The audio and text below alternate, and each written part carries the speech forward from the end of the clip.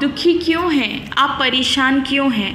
आपकी जॉब चली गई, आपकी लोन पास नहीं हो रही है, आप जिससे प्रेम करते थे उसने आपको धोखा दे दी, या आप किसी की प्रेम की वजह से गर्भवती हैं और वो आपको स्वीकार नहीं कर रहा है, या आपको दहेज देने के लिए आपके पास पैसे नहीं है, या आपके पास लड़का नहीं मिल रहा है शादी के लिए, बेटी के लिए या बेटा के लिए, जो पत्नी है वो आपको सुख नहीं दे पा रही है, बहू आपकी अच्छी नहीं है, या फिर बहू अच्छी है तो सास ससुर अच्छे नहीं हैं, या आपके लोन पास नहीं हो पाया, या फिर आप लोन चुकता नहीं कर पा रहे हैं, या फिर आपके घर में जॉबलेस बेटा या बेटी है, या आपके पास हज़ार प्रकार का कोई न कोई समस्या है, कोई रोगग्रस्त है, कोई पैरालिसिस में है, कोई बहुत पूजा पाठ होने के बाद भी, भगवान को मानने के बाद भी काम नहीं बन रहा है, या आपको प्रमोशन नहीं हो रहा है। अगर आपको कोई भी समस्या हो, आपके बिना नाम के साथ आप मुझे मैसेज बॉक्स पर डाल सकते हैं।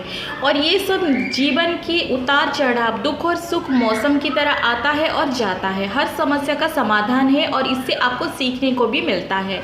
मन, जी हाँ मन। मनुष्य का दुखों के कारण सबसे ज़्यादा उसकी मन ही होता है। मन हुआ तो ड्रिंक किया, मन हुआ तो संभोग किया, मन हुआ तो स्मोकिंग किया, मन हुआ तो किसी से भी मैसेज किया, चैट किया। मन जैसे जैसे कहता, इंसान वैसा वैसे करते जाता। मनुष्य को लगता है कि मेरी मर्ज़ी, मेरे हिसाब से मैं काम कर रहा हूँ। असल में वो एक गुलाम होता है जो मन उसको नचाता है। मन को मालिक बनाकर मनुष्य खुद उसकी गुलामी करता है और सोचता है कि मेरा मन, आपका मन नहीं है वो। जन्म जन्म से जो मन माया की शक्ति है आपको जकड़ के रखा है। आपकी शरीर, आपकी इंद्रियों से, आपके हाथ पैर, आपकी बुद्धि विवेक को हर कर आपसे वो सब कुछ करवाता है, वो सब कुछ करवाता है जिससे आपकी जीवन नष्ट हो जाता है। और आप सोचते हो आप बाद में कहते हो कि मेरे वजह से सब कुछ हुआ है। आपके वजह से कुछ नहीं हुआ है और आप बहुत दुखी हो जाते हो। देखो, आपकी वजह से कुछ नहीं हुआ है और आपको दुखी करने वाला वो मन है जो आपका नहीं है।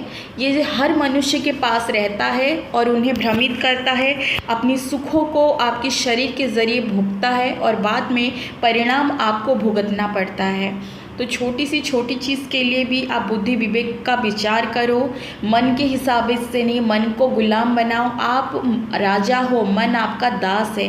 तो मन को कैसे संयम में रखा जाता है, मन क्या है, कैसे मनुष्य के साथ है, क्या उसकी, कैसे आप उसको संयम में रख सकते हैं। आप ये सब अगर जानना चाहते हैं तो कमेंट बॉक्स में मुझे लिखिए। मैं उसमें एक वीडियो बनाऊंगी जिससे आपको सब समझ में आएगी। दुख के कारण दूसरा, एक्सपेक्ट। अगर आप किसी से कुछ एक्सपेक्ट रखते हैं तो मत रखिए, अभी से इसी वक्त से छोड़ दीजिए, क्योंकि इससे आपकी कुछ लॉस नहीं होने वाला, बल्कि आप लॉसेस से बच जाएंगे। वो है आपकी इमोशनल हर्ट होना। अगर आप किसी की हेल्प करते हैं या किसी की मदद कर रहे हैं तो ध्यान रहे कि बदले में वो आपकी तारीफ़ करेगा, आपको भी उतना हेल्प करेगा या कभी ना कभी आपके काम में आएगा। तो ऐसा एक्सपेक्ट मत रखिए, क्योंकि हेल्प करने की जो कला है सबके अंदर नहीं होता और वो काम भी सबको करने का मौका नहीं मिलता। कभी कभी हमारी कोई अच्छी किस्मत जागने वाली होती है जिससे और पुण्य का फल जुड़ना चाहता है, जिससे वो काम बन सके। तो भगवान हमारी अंदर बैठे रहते हैं, वो अपना कर्म करते हैं, वो हमें वो ऊर्जा जगाते हैं कि हम वो किसी की हेल्प करें, जिससे वो कर्मा जॉइंट होगा, जिससे आपकी पुण्य बढ़ेगा, जिससे आपकी रुका हुआ काम, आपकी तकलीफ़ें ली जाएगी, जिससे आप आगे बढ़ोगे, जिससे आप भक्ति मार्ग में भी आगे बढ़ सकते हो। धन के मार्ग में, भक्ति जिसमें प्रकट है उसके पास तो भगवान है, तो लक्ष्मी आते ही आते हैं और जो ग्रह है वो तो अपने आप हट जाते हैं। ठीक है, तो अगर आप किसी की हेल्प कर रहे हो तो वो आपके अच्छा कर्म सोचो, बदले में उस व्यक्ति से अपना तारीफ़ करे, वो भी एक्सपेक्ट मत रखो। हेल्प तो दूर की बात, अगर आप एक्सपेक्ट करे बिना किसी की मदद करते हो तो उससे आपको शांति, सुख मिलती है और आपको दुख नहीं होगा। और तीसरा दुखों के कारण, डिपेंडेंट। अगर कोई इंसान है खुद को अबला या बेचारा या बेचारी समझकर डिपेंडेंट रहता अपनी माता, बहन, भाई, किसी भी रिश्ते में डिपेंडेंट नहीं होना है, क्योंकि वो रिश्ता आपको भगवान ने अगर दिया है तो आप अपना कर्तव्य करो, डिपेंडेंट मत रहो, चाहे वो कोई भी रहो, आपकी बेटा बेटी रहे। क्योंकि जब आप किसी की वस्तु या चीज़ें या रिश्ते या कोई भी इंसान, दोस्त हो, किसी के ऊपर अगर आप डिपेंड हो जाते हो ना, तो समझ लो आप खुद को दुर्बल बना देते हो, खुद में इतनी काफ़ी और फुलफिल हो जाओ कि किसी के ऊपर डिपेंडेंट होना ना पड़े। अगर आप नहीं हो तो आप भगवान को अपना साथी बना लो। आप यकीन करो, आपको किसी के ऊपर डिपेंडेंट होना नहीं पड़ेगा। अगर आप किसी के ऊपर डिपेंड हो ना सके कि वो व्यक्ति हो ना हो आपकी हेल्प ना कर पाए या आपको साथ ना दे पाए या बुरे वक्त में पीठ दिखा जाए, वो इंसान, आजकल तो भाई भाई की नहीं, बाप बेटे की नहीं, किसी का नहीं होते, लेकिन अगर हेल्प हो गई, आपकी सपोर्ट हो गई, आपके साथ दिए, तो ये आपकी किस्मत, ये आपके अच्छे कर्म और ये उनकी अच्छे कर्म। अगर नहीं हो पाया तो उससे आपको दुख मिलेगा, और दुख होने के 3 कारण तो है ही, और असल कारण है मनुष्य दुख भोगने की। अगर आप सुखी रहना चाहते हैं, मन मुताबिक काम करना बंद कीजिए। छोटी से छोटी किसी अजनबी से भी बात करना हो तो बुद्धि विवेक विचार से काम कीजिए, डिसीज़न लीजिए। छोटी से छोटी डिसीज़न क्यों ना हो, किसी से एक्सपेक्ट मत रखिए, निस्वार्थ हेल्प करो और एक्सपेक्ट मत रखो। आप जो भी कर रहे हो अपनी मर्जी से कर रहे हो, आप एक अलग इंसान हैं, आप जो कर सकते हैं सामने वाला भी उतना कर पाए, ऐसा मत सोचो। डिपेंडेंट मत रहो, चाहे वो आपका बेटा भी क्यों ना हो।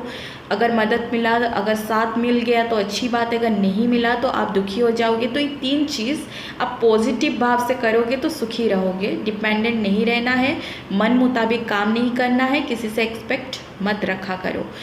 सबसे बड़ी बात, हमारे दुखों के कारण तो हम स्वयं रहते हैं, क्योंकि हम सत्य को जानने की कोशिश नहीं करते। जो व्यक्ति सच जान लेता है उसे दुख कभी नहीं मिलता। मैं घटना सुनाती हूँ। जब तक आपके पास काम, वासना, क्रोध, लोभ, गर्व, अहंकार, ईर्ष्या, ये सब 5-6 इंद्रियों को आप अपने साथ साथ उनके बस में चलेंगे, तब तक आपको ना दुख मिलता रहेगा। एक घटना सुनाती हूँ। ये मुंबई की बोरीवली की एक सिटी का है, जहाँ पर एक बेटा 60 इयर्स का है, जो अपने बेटे का शादी अभी अभी करवाया। मैं उन्हें जानती हूँ। उनकी माँ 90 साल की थी और ब्रेन कैंसर से लास्ट स्टेज 20 दिन बेड में रही। उससे पहले वो सब कुछ कर पाती थी, चल पाती थी, बैठ पाती थी। कैंसर से लड़ते लड़ते वो लास्ट स्टेज पे बेड पकड़ ली। उनकी बेटा रोज़ रोते थे, सुबह शाम दोपहर शाम कंटिन्यू माँ के पास आके रोया करते थे। काम पे भी जाना छोड़ दिया था, ऐसे कि उनकी खाना भी कम हो गया था।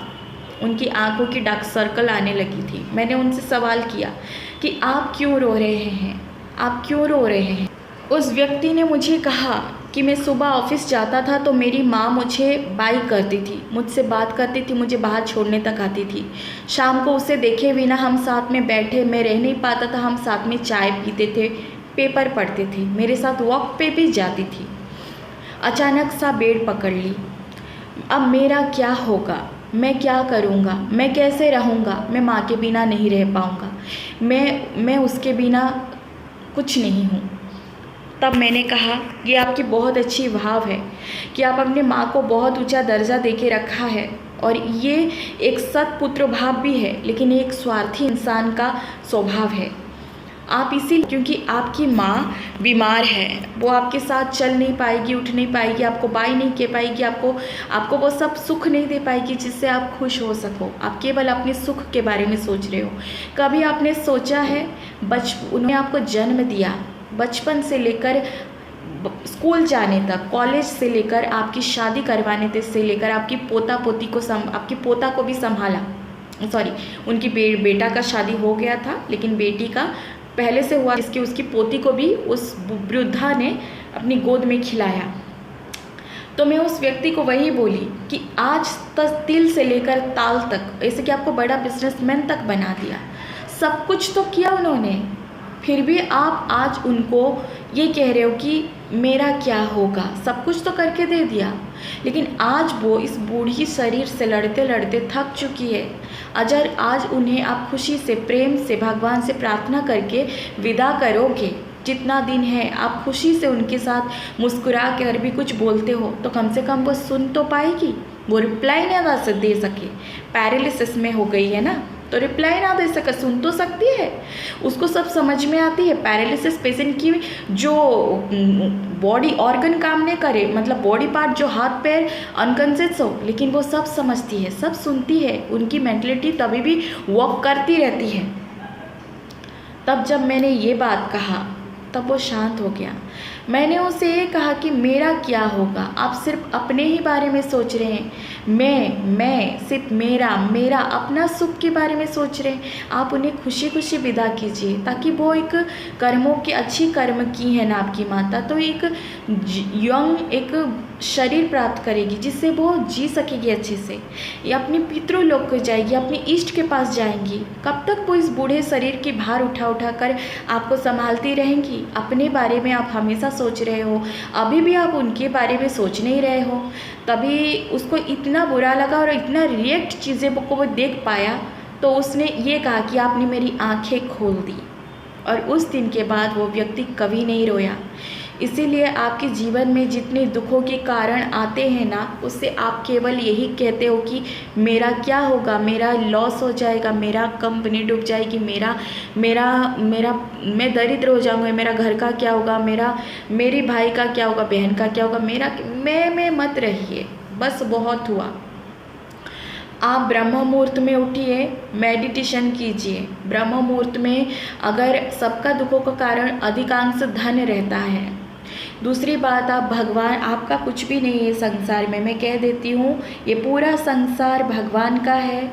ये बनाए हुए हर वो वस्तु का आयु है। आपका दुख भी खत्म हो जाएगा, आपके सुख भी खत्म होंगे, दुख भी आएंगे, सुख भी आएंगे, ये चक्र चलता रहेगा, कोई चीज़ स्थिर नहीं है।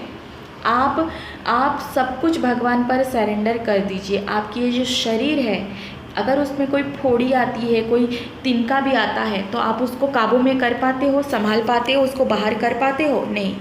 क्यों नहीं कर पाते? क्योंकि वो शरीर आपका दिया हुआ नहीं है। आपका शरीर, आपका जो ऑर्गन, आपकी हर वो चीज़, आपकी कर्म, आपकी पैसा, आपकी जॉब, आपकी सब चीज़ें, माता पिता भाई बहन, सब कुछ भगवान का दिया हुआ है।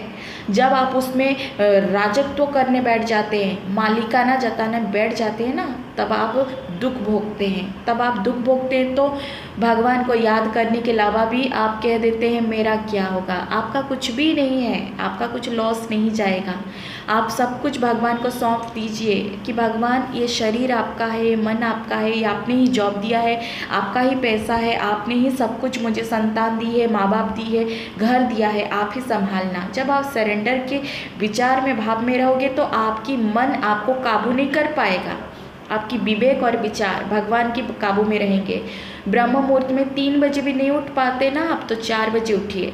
3:30 से 5:20 तक, नहीं 3:3 AM पकड़ लीजिए, 5 बजे तक या 5:30 तक ब्रह्म मुहूर्त रहता ही है, जिससे पूरा संसार में जो भी ऋषि मुनि अदृश्य में है, कपिला कैलाश में जो भी देवा देवी चराचर करते हैं, विष्णु नारायण शिव शक्ति, सभी ब्रह्मांड की शक्तियाँ सब चक्र में एक साथ घूमते रहते हैं, और तब आपको भी छू के जाएंगे, जिससे आपके सारे चक्र चढ़ने लगेंगे, जिससे आप उनकी शक्तियों से कनेक्टेड होकर आपकी बुद्धि विवेक विचार इतना तीव्र गति से होगा कि आपके इस ध्यान से 7 चक्र भी मूलाधार चक्र से शुरू होकर 3rd आई चक्र से लेकर 7 चक्र जागृत होंगे, जिससे आप डिसबैलेंस मत होना, डरना मत। कई लोग डर जाते हैं, तो उससे बैलेंस करने के लिए गुरु की ज़रूरत पड़ती है। अगर आपकी दृष्टि में कोई गुरु नहीं है तो मुझे कमेंट कीजिए।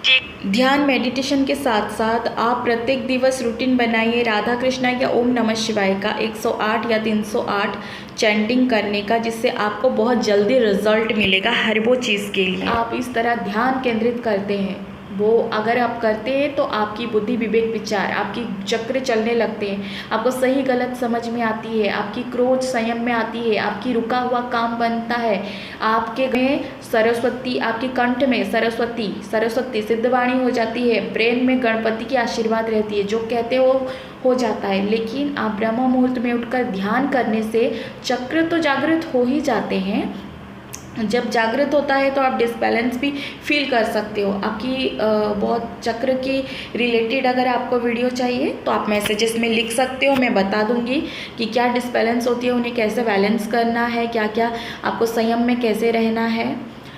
तो ये सब चीज़ें होती है जिससे आपकी मन को काम करना बंद, मन जो रहता है आपका नहीं रहता, मन साइड में होती है, आपकी विवेक उदय होता है, बुद्धि विवेक उदय होते हैं। तब आप सरस्वती माँ का प्रथम ध्यान करके मेडिटेशन में बैठने से पहले ओम सरस्वती माताए नमो नमः, गण पतये नमो नमः, मेरी बुद्धि विवेक विचार, मेरा दुखों को मुझे ज्ञान उदय हो, मेरी कंठ में सरस्वती बैठा रहे, मेरे घर में धन धान्य भर जाए।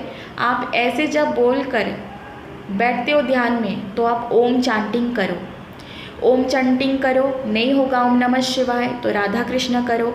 वे भी नहीं होगा तो मेडिटेशन की म्यूज़िक आप सुनने की आदत मत रखिए। कई बार होता है कि उसकी म्यूज़िक के बिना फिर मेडिटेशन पे कई लोग ध्यान केंद्रित नहीं कर पाते, तो रियलिटी में करना सीखे। अपनी पूरे ध्यान को जब आप अपनी आँखों की चक्र भाग में नाक के बीचों बीच में रखेंगे और रिलैक्स होकर ध्यान केंद्रित करेंगे। अगर आपका मन विचलित है तो उसको मन को संयम में एकाग्र करने की प्रयास करना होगा, ठीक है। आपकी बुद्धि विवेक खुलेगा, सही डिसीजन होगा, आपके जीवन में गलत चीज़ें जाएंगे और दूसरे रास्ते से सही चीज़ें आएंगे, जिससे आपके धन की कमी में वृद्धि होगी, आपको आइडियाज़ मिलेंगे। भगवान ऐसे ऐसे लोगों से आपकी सामना कराएंगे जिससे आपकी मदद होगी, जो सही दिशा होगा। आप दरिद्र से कब रंग से राजा बनेंगे आपको नहीं पता चलेगा और आप बहुत खुश रहने लगेंगे। लोग समझ नहीं पाएंगे कि ये व्यक्ति इतना खुश क्यों है। असल में आपकी जो ऊर्जा है वो ऊपर वाले से जुड़ता रहता है ब्रह्म मुहूर्त में, जिससे आप अपनी दुनिया कह सकते हो, जो कि अपना घर रहता है परम धाम, जहाँ से आप आए हो। ये तो मृत्यु लोक है, ये एक जेल का कारागार है। जो लोग गलती करते हैं, जो लोग मतलब अधिकांश लोग देवलोक से ही रहते हैं, क्योंकि जब उनका पुण्य क्षीण होता है तो धरती पर बारिश के रूप में गिरते हैं और फिर वहाँ पर खेती होता है। उसी जगह पर चावल भी प्रकट होती है, जो चावल खाता है पुरुष का वीर्य बनता है, जो स्त्री के गर्भ में संतान बनती है।